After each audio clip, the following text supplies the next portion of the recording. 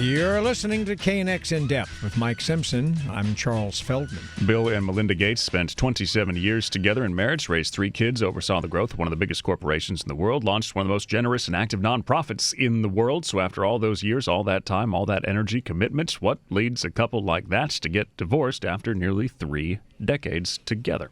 Well, it's probably more common than you think. The divorce rate for couples who are over the age of 50, it has doubled since 1990, although it's still less common than the breakup, for younger couples.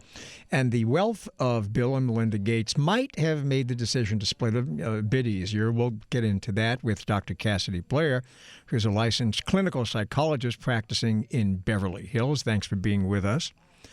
So I guess the first question, and a lot of people kind of scratch their heads when, and it's not just the Gates, but anybody who has been married or in a relationship for that long a period of time, 27 years, 30 years, whatever.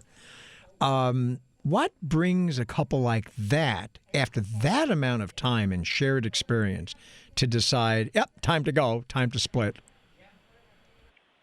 Hi, Charles and Mike. It's good to be here. Actually, oftentimes is less impulsive than it actually appears. Most often people got together because it made sense at one point and they thought they had a lot in common, perhaps, that would make it sensible to them at the time. And I think if you look back at when Bill Gates decided to marry Melinda Gates, he had to write down the reasons why they should be married.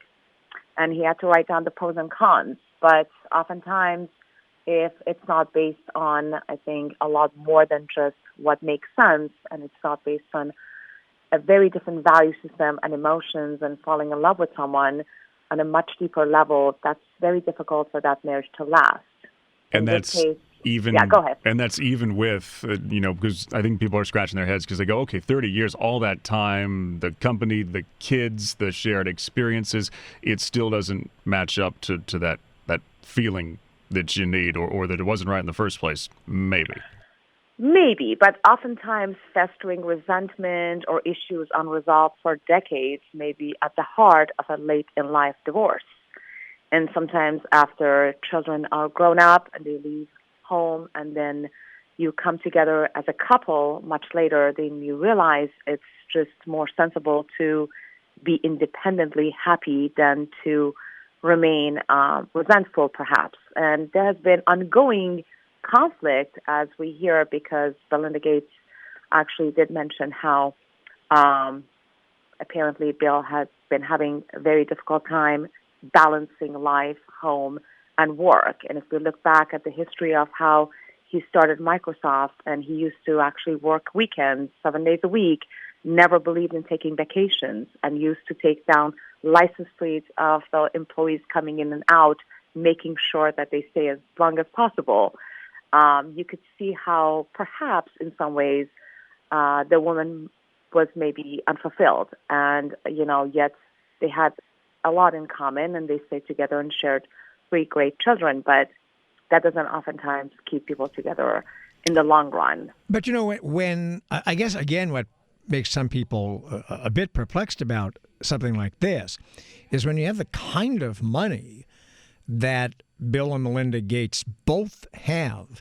I mean, so they could stay married, live in their separate mansions, have their own separate private jets, and just be a marriage in name only. I mean, that's a pretty not uncommon thing to happen, especially among very wealthy people where the marriage is often, more of a corporate merger than it is anything else. So why not do something like that? If you were a counselor, wouldn't that make more sense to say to the couple, you know what? You're independently wealthy. You can move about, go have your fun, but don't go through the mess of a divorce, because all divorces are messy, even when you're rich, maybe more so.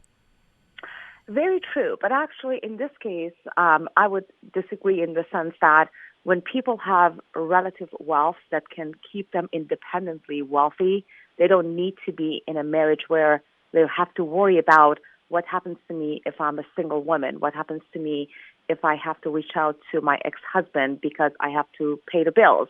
In fact, if anything, they would say, we're in the 60s, and so we don't have to worry about paying bills. were independently going to be wealthy.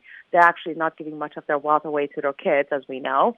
And so that actually becomes a factor where they don't have to worry about finances.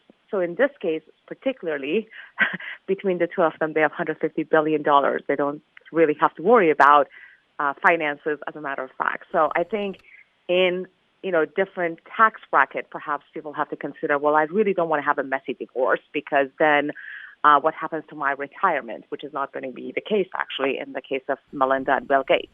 I'm paraphrasing from their statement, but they said something about growth. Either they can't grow as a couple or they can't change anymore. I'm wondering, do you think that people might think, and are they mistaken, that once they get to their 50s or 60s or 70s, they are who they are, instead of thinking that they still have some growth left in them and they can still change? And if that other person is holding you back in some way, you still got some tread in your tires. Well, I mean, absolutely. I think if people believe in growing, and a lot of people do, and that actually is a factor, because I do believe that people do grow, and they have to really decide if they're able to grow with the other person, if they still share interests together, if they have the same vision for their retirement or for their, life experiences after retirement. And if they don't, that is going to be an issue, and it's going to be a source of conflict. And I think, hearing between the lines of what Melinda at least has said, or perhaps Bill, it sounds like this has been an issue where they really cannot resolve those conflicts, that they have disagreements that are not able to be resolved in any way. So people do grow, and they do change in different chapters of their lives and different stages of their life at all times. Go ahead. Is it more, I'm just curious, is it more difficult to counsel younger couples who have been married, maybe a few years and are thinking about getting divorced than it is for older? I mean, is there any difference in approach?